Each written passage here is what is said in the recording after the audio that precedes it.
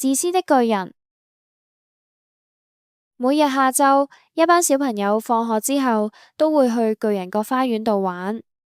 呢度係一個好大好靚嘅花園，周圍都係軟綿綿嘅綠草，草上面開滿好似星星咁靚嘅花，入面仲有12棵桃樹。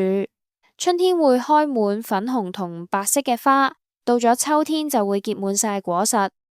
啲雀仔喺樹上面唱得好動聽，小朋友成日都會講：我哋喺呢度真係好開心啊！有一日，去咗探朋友好耐嘅巨人返嚟啦。佢一入花園就見到班小朋友喺度玩，佢好惡咁大聲喝：你哋喺度做咩啊？小朋友全部都嚇到跑走晒。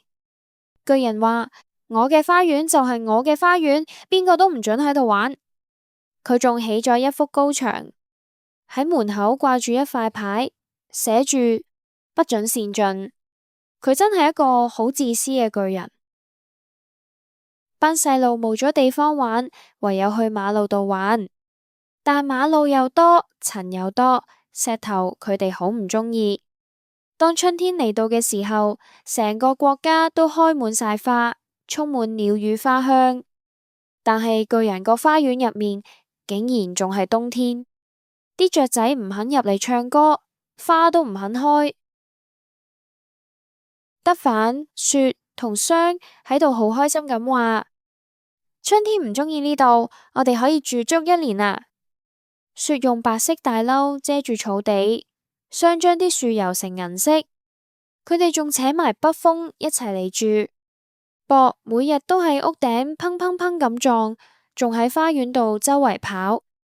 巨人坐喺窗邊睇住個冰封嘅花園，好唔明白點解今年春天遲咗咁多嘅，希望天氣快啲變啦。但係春天始終無嚟，連夏天同秋天都冇入過佢個花園。秋天話佢太自私啦，所以巨人嘅花園永遠都係冬天。有一朝早，巨人喺床上面聽到好優美嘅音樂，原來係一隻小鳥喺窗外唱歌。佢覺得呢啲係世界上最動聽嘅音樂。突然間，冰雹停咗，北風都唔再吹，仲有一陣香味飄入嚟。巨人好興奮咁話：春天終於嚟啦！佢跳落床，望出窗外，見到一個奇蹟。小朋友透過牆上面一個窿仔轉返入去，每一棵樹上面都坐住一個細路。樹見到小朋友返嚟，開心到開晒花。